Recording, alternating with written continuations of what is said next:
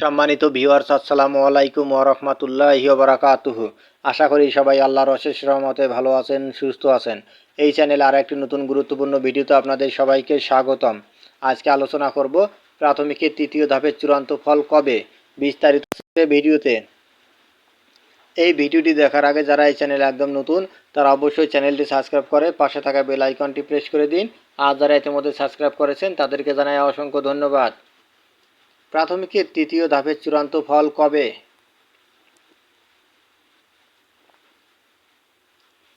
সরকারি প্রাথমিক বিদ্যালয়ে সহকারী শিক্ষক পদে তৃতীয় ধাপে ঢাকা ও চট্টগ্রাম বিভাগের জেলাগুলোর 3 পার্বত্য জেলা ছাড়া মৌখিক পরীক্ষার ফল প্রকাশ আদালতের কিছু নির্দেশনা রয়েছে।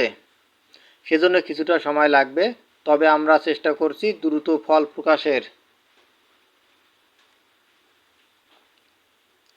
সম্প্রতি দ্য ডেইলি ক্যাম্পাসের সাথে আলাপকালে এই কথা বলেন প্রাথমিক ও গণশিক্ষা মন্ত্রণালয়ের সচিব ফরিদ আহমদ।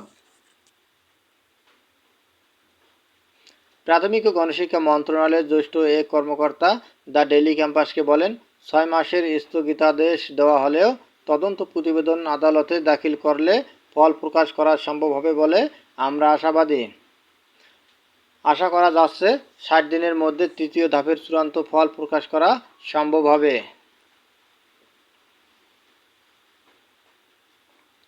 গত 28শে মে সরকারি প্রাথমিক বিদ্যালয়ে সহকারী শিক্ষক পদে ঢাকা ও চট্টগ্রাম বিভাগের জেলাগুলোর 3 পার্বত্য জেলা ছাড়া মৌখিক পরীক্ষাসহ নিয়োগ প্রক্রিয়া 6 মাসের জন্য স্থগিত করে হাইকোর্ট।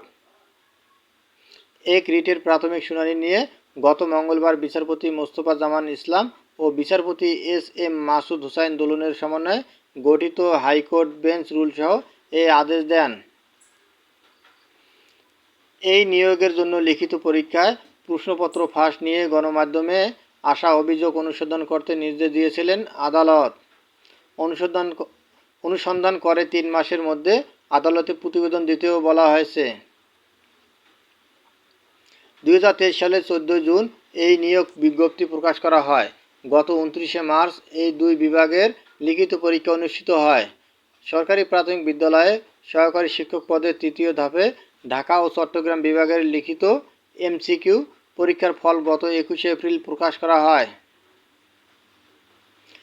সরকারি প্রাথমিক বিদ্যালয়ে সহকারী শিক্ষক নিয়োগ পরীক্ষা তৃতীয় ধাপের 3টি পার্বত্য জেলা ছাড়া ঢাকা ও চট্টগ্রাম বিভাগের 21টি জেলা লিখিত পরীক্ষার সংশোধিত ফল পরের দিন প্রকাশ করা হয়।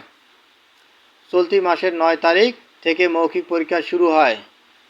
ধন্যবাদ জানিয়ে বিদায় নেওয়ার আগে আবারও অনুরোধ জানাই, যদি ভিডিওটি ভালো লাগে এবং সর্বশেষ শিক্ষামূলক আপডেট ভিডিও পেতে চান তাহলে অবশ্যই চ্যানেলটি সাবস্ক্রাইব করুন। ধন্যবাদ সবাইকে।